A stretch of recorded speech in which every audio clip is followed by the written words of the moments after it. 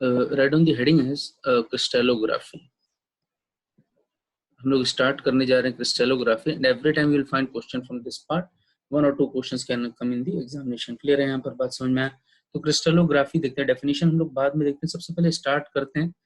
मैंने आपको बहुत पहले पढ़ा दिया था सोमरफील्ड मॉडल, सोमरफील्ड थ्योरी कह लीजिए या सोमरफील्ड मॉडल कह लीजिए, हम लोग इसको पढ़ चुके हैं और ये हम मान के चलते थे कि electrons are completely free. Clear, there is no interaction in between. Clear है यहाँ पर? तो this was one of the limitation that in case of Sommerfeld theory, और आपका जो है उससे पहले हम लोगों ने ड्रूड पढ़ा था, उसमें electrons are free, rather completely free, ये हम मान के चल रहे थे। क्लियर है यहाँ पर? सोमरफील्ड थ्योरी या ड्रूड के हिसाब से। ड्रूड में कुछ डिसएडवांटेज था तो सोमर आया था, लेकिन सोमर ने भी यही बोला था कि इलेक्ट्रॉन्स आर कंप्लीटली फ्री। लेकिन बाद में चलने के बाद band theory in case of solids हम लोग गए थे, उसमें हम लोगों ने केपी मॉडल को देखा और केपी मॉडल बोलता है कि electrons are not completely free, they are influenced by potential. याद है आपको पीरियोडिक पोटेंशियल? अगर आपको याद होगा तो पीरियोडिक पोटेंशियल थे और उसके बीच में इलेक्ट्रॉन्स था, तो इलेक्ट्रॉन कंप्लीटली फ्री नहीं है, इस पोटेंशियल से इलेक्ट्रॉन इन्फ्लुएंस होगा। ये बात हम लोग बाद में चल के जो है हम लोगों ने पता किया था। और मैं आपको ये बता दूं, हर मटेरियल के लिए ये पोटेंशियल सेम तो नहीं होगा, अलग अलग हो सकता है। इसका मतलब हर मटेरियल का जो स्ट्रक्चर डिफरेंट होगा, इसीलिए उसकी वजह से जो है उसका पोटेंशियल का जो ये ग्राफ है मैंने आपको बना के दिखाया, तो वो भी डिफर करेगा। और ये इलेक्ट्रॉन डिफरेंट डिफरेंट पोटेंशियल के लिए डिफरेंट डिफरेंट तरह से इंटरेक्ट करेगा। इसीलिए हम लोग क्रिस्टल स्ट्रक्चर को पढ़ते हैं कि हम ये समझ सकें कि कितना पोटेंशियल से ये इलेक्ट्रॉन इन्फ्लुएंस हो रहा है। आपको बात समझ में आ गया? पहले ही सोमरफील्ड वगैरह में इस पोटेंशियल का कोई चर्चा नहीं था, बैंड थ्योरी आया तो इस पोटेंशियल को डिस्कस किया। अब हर मटेरियल के लिए ये पोटेंशियल का साइज जरूरी नहीं है कि बराबर हो। हाइट पोटेंशियल ज्यादा होगी तो इलेक्ट्रॉन को उतना ज्यादा प्रभावित करेगा, कम होगी तो इलेक्ट्रॉन जल्दी से ऊपर से कूद के चला जाएगा। क्लियर है यहाँ पर? This potential totally depends on क्या बताइए जरा सा? क्रिस्टल। तो that's why we are discussing crystal structure, we are discussing crystal structure. Is it clear? And that study is only called as क्या बताइए जरा सा? That study is only called as क्या? Crystallography. I hope you got the idea. तो crystallography पढ़ने का मकसद आपको समझ में आ गया होगा। लोग अक्सर कोचिंग वोचिंग में भी अगर पढ़ते हैं, कहीं पढ़ते हैं, तो अक्सर शुरू ही क्रिस्टलोग्राफी से करा देते हैं। कोई मतलब नहीं। क्रिस्टलोग्राफी हम पढ़ क्यों रहे हैं, पहली बात तो वो मालूम होना चाहिए। भाई सोमरफील्ड थ्योरी के अंदर डिसएडवांटेज थे कि पोटेंशियल का डिस्कस ही नहीं करता था। बैंड थ्योरी में आने के बाद पोटेंशियल का डिस्कशन हुआ।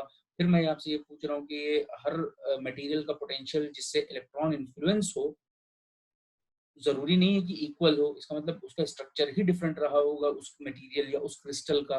तो क्रिस्टल स्ट्रक्चर पढ़ने का मकसद पोटेंशियल को पढ़ना है, और इस स्टडी को क्या कहा जाएगा बताइए जरा सा? क्रिस्टलोग्राफी कहा जाएगा। I hope you got the idea. Clear है यहाँ पर? बात समझ में आया? So right on the heading as crystal structure. तो आप हेडिंग लिखिए जरा सा, क्रिस्टल स्ट्रक्चर के नाम से हेडिंग डालिए जरा सा, क्रिस्टल स्ट्रक्चर। तो मैं ये कहना चाह रहा हूँ, एक एटम है, एक एटम से तो क्रिस्टल नहीं बने, कई सारे एटम मिलते चले जाएंगे, मिलते चले, लॉन्ग चेन, 3 डायमेंशन व्यू पीछे की तरफ भी। क्लियर है यहाँ पर? बात समझ में? Like that. तो कई सारे एटम, अरबों अरब एटम मिलेंगे तब जाके क्रिस्टल बनेगा। और एटम को जोड़ना है, फेविकोल वगैरह से तो जोड़ नहीं पाएगा। क्लियर है यहाँ पर? Bonds are formed, bonds are formed between the atoms. Clear है यहाँ पर? बात समझ में आया? तो इन एटमों में आपस में बॉन्ड बनने की वजह से एक क्रिस्टल जैसा रूप धारण हो जाता है। तो different types of bonds are there, we will discuss one by one bond, but detail discussion of bond is not important, though we are not, because study of bond is totally chemistry part. Clear है यहाँ पर? हम यहाँ पर bond की study में interested नहीं, बस टाइप ऑफ बॉन्ड बोल के चुप से निकल जाएंगे। क्लियर है यहाँ पर? बात समझ में आया? तो let us start with the types of bond which can be established, types of bonds which can be established, जिस तरह के बॉन्ड स्थापित किए जा सकें अलग अलग एटम के बीच में, तो उनको हम देखते हैं। सबसे जो है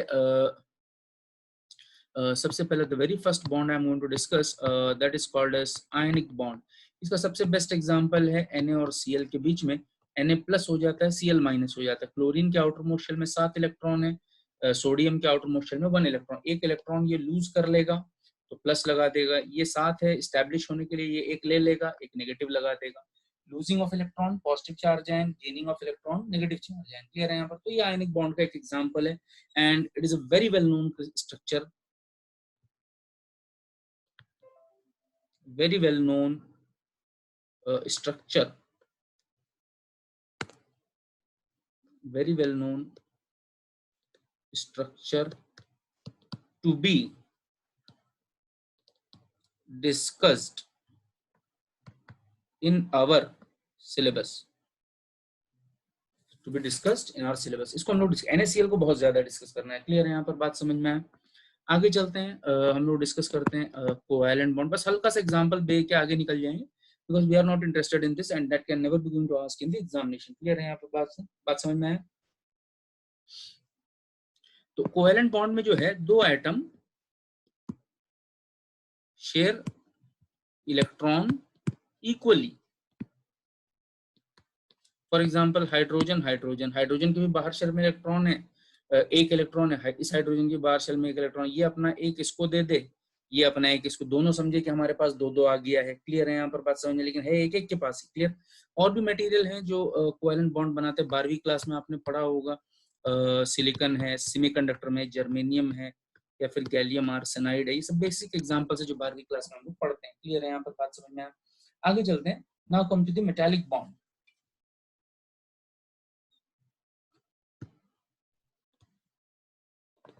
मेटालिक बॉन्ड, हम ये मान के चलते हैं मेटल में जो आउटर मोस्ट इलेक्ट्रॉन्स है, we are discussing only about outermost electrons, are free, rather free, completely free. Completely free को या फ्री को हम लोग बोल देते हैं डीलोकलाइज्ड। क्या बोलेंगे? डीलोकलाइज्ड का मतलब एक लोकल एरिया में नहीं है, वो फ्री है, किधर किधर भी घूमते रहे। क्लियर है यहाँ पर? बात समझ में आए? इनका घूमना ही, ध्यान से सुनिए जरा, इनका घूमना ही इनको आयन से बांधे रखता है। क्लियर है यहाँ पर? बात समझ में? इनका घूमना ही इनको आयन से चिपकाए रखता है। चिपकाने का मतलब ग्लू की तरह, एक फेविकोल की तरह काम करता है।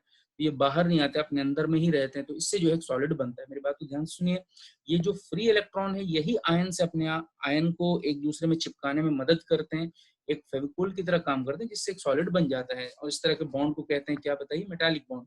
Now come to the molecular bond. ये इसलिए मैं जस्ट बता दे रहा हूँ कि आप लोग कभी नेट एग्जाम वगैरह निकाल लें, तो उसके बाद कभी अगर आप आपका state public service commission exam होता है जिसमें असिस्टेंट प्रोफेसर का सिलेक्शन होता है, तो उसमें जो है एक एक नंबर में क्वेश्चन वगैरह आ जाए, तो आप ये ध्यान रखिएगा। अच्छा देखिए, मॉलिक्यूलर बॉन्ड, मॉलिक्यूलर बॉन्ड ऐसे मटेरियल में होता है जिन मटेरियल में क्या एग्जिस्ट करते हैं? डाइपोल। और इसको हम लोग बहुत अच्छे से पढ़ चुके हैं, अगर आपको याद होगा या इलेक्ट्रोमैग्नेटिक थ्योरी का अगर आपने क्लास किया होगा तो उसमें हम लोग डाइपोल पढ़ चुके हैं, पोलराइजेशन पढ़ चुके हैं। याद है? डाइपोल एक छोटा सा इलाका, कंप्लीट स्टडी को पोलराइजेशन। क्लियर है यहाँ पर? बात समझ में है? नहीं समझ में? तो ऐसे मटेरियल जिनमें डाइपोल हो उनमें जो बॉन्ड स्थापित होता है, that bonds are called as, क्या बताइए जरा सा? Molecular bond. Now come to hydrogen bond.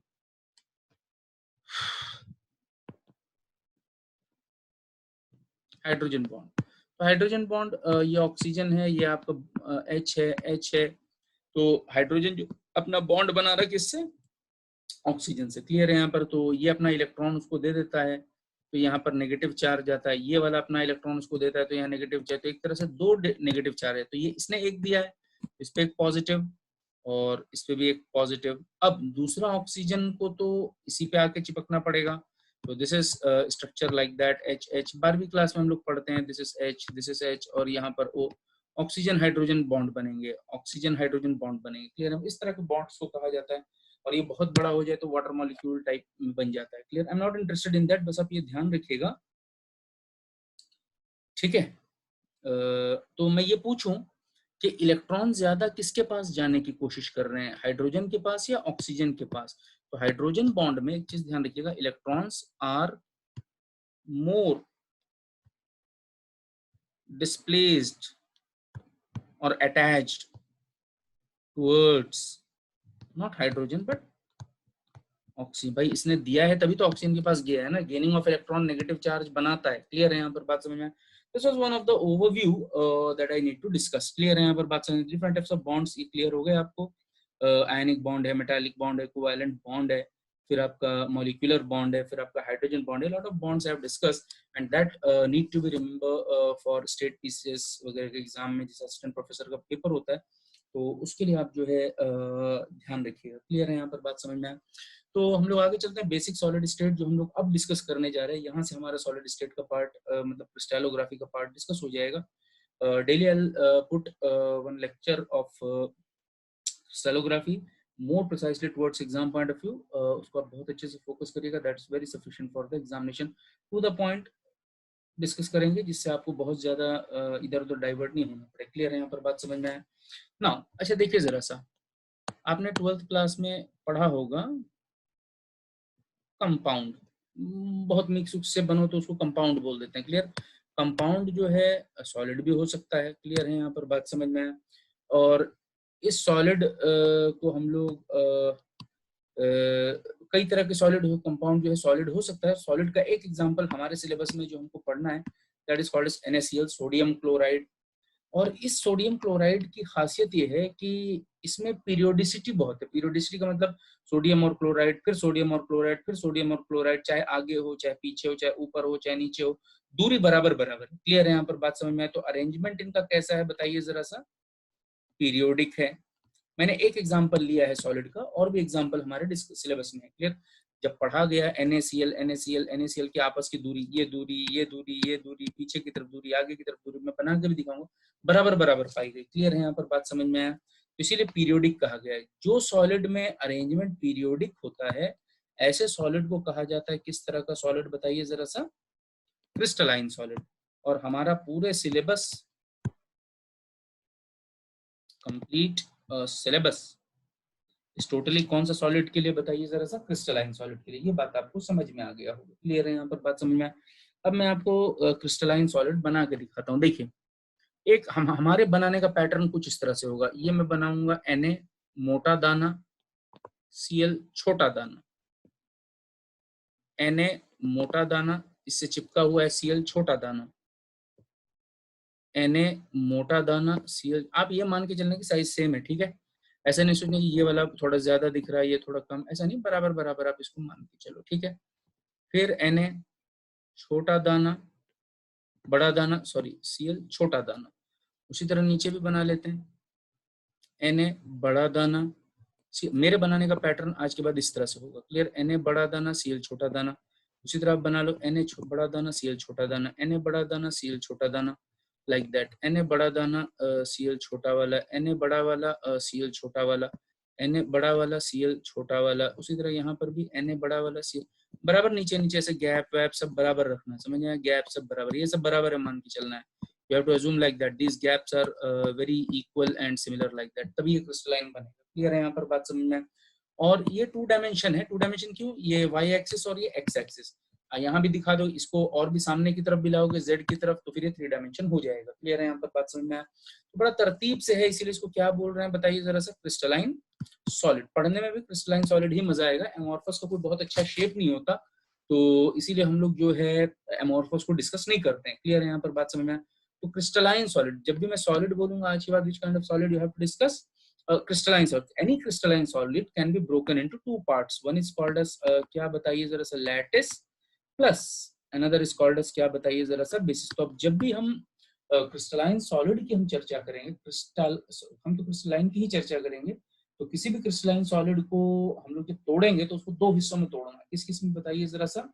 Lattice और एक बेसिस। तो लैटिस का एक एग्जांपल हमारे सिलेबस में है, दैट इज कॉल्ड एज कौन सा लैटिस बताइए जरा सा? ब्रेवाइस लैटिस। इसको हम लोग थोड़ी देर बाद डिस्कस करेंगे। क्लियर है यहाँ पर बात समझ में? अंडरलाइन करके एनसर्कल करके रख दीजिए what is the meaning of Bravais lattice, that we will discuss later on, but for the time being I told you that any crystalline solid can be broken into 2 parts. One is called as Bravais lattice. Lattice का मतलब आप Bravais lattice सुनो समझो। दूसरा जो है क्या बताइए जरा सा? बेसिस। इज इट क्लियर और नॉट? आगे चलते हैं, आगे चलते हैं। तो right on the definition of lattice. Lattice का डेफिनेशन लैटिस के नीचे ऐसे एरो बना के लिख लेना। बेसिस का डेफिनेशन बेसिस के नीचे ऐसे एरो बना के लिख लेना। जहां जो चीज है वहीं लिख दो, बस हो जाएगा। अच्छा मैं आपसे पूछता हूँ, ये देखिए ये मोबाइल है, मोबाइल भी ठोस है, सॉलिड ही है। आप ऐसे समझो ये क्या बोलते हैं, सॉलिड है। अच्छा इस ये मोबाइल जो है एक पॉइंट से बना है या इसमें कई सारे पॉइंट है बताइए जरा सा? बताओ जल्दी। इसमें कई सारे, मोबाइल तो इतना बड़ा है, इसमें कई पॉइंट्स आएंगे। क्लियर है यहाँ पर बात? समझ में आया नहीं समझ में आया? तो लैटिस का मतलब होता है geometrical collection of all points, of all points. Clear है यहाँ पर बात? समझ में? सिंपली ज्योमेट्रिकल क्यों बोला? क्योंकि ये बहुत तरतीब है, तरतीब को हम ज्योमेट्री बोल देते हैं। क्लियर है यहाँ पर? या सिर्फ कलेक्शन ऑफ पॉइंट्स भी बोल सकते थे, लेकिन चूंकि हम क्रिस्टलाइन की बात कर रहे हैं तो क्रिस्टलाइन में तरतीब मतलब बहुत अच्छे से अरेंज है, तो इसीलिए ज्योमेट्री है उसके पास। क्लियर है यहाँ पर? इसीलिए हम ज्योमेट्रिकल कलेक्शन ऑफ पॉइंट्स बोलते हैं। क्लियर है यहाँ पर बात? समझ में आया? तो आज के बाद जब भी लैटिस बोला जाएगा, आप सिर्फ कलेक्शन ऑफ पॉइंट्स बोलोगे या फिर geometrical collection of points. Geometric, why geometry I am adding here? Because it is having good shape. Clear है यहाँ पर? ज्योमेट्री है उसके पास। बात समझ में? आपके नाक का अच्छा शेप है, आंख का अच्छा शेप है, तो एक ज्योमेट्री है आपके पास। क्लियर है यहाँ पर? तो उसी तरह क्रिस्टलाइन सॉलिड के पास भी ज्योमेट्री है, इसलिए ज्योमेट्रिकल कलेक्शन ऑफ पॉइंट्स बोलते हैं। क्लियर है यहाँ पर? That is the meaning of lattice. Is it clear? आगे चलते हैं। बेसिस, अच्छा एक पॉइंट तो नहीं है, कई पॉइंट है। एक पॉइंट पे कितने एटम होंगे? क्लियर है यहाँ पर? बात समझ में? That is called as basis, group of atoms at each point is called as, क्या बताइए sir? This is what the local definition what I given you for a crystalline solid. So it means I can call a crystalline good solid or geometrical arranged solid into two parts. Any solid can be broken into two parts. One is called as lattice, another is called as basis. Lattice, once if I discuss, you have to remember it is a Bravais lattice because our syllabus is based on Bravais lattice. What is the meaning of lattice? Not only points, simply geometrical collection of points. Why geometrical? Because it is having a good shape. Clear है यहाँ पर? अच्छा, एक point पे कितने group of atom जमा होंगे? That is called as basis. I hope you got the idea. So after this I'm going to start with the in-depth topic of crystallography. Is it clear?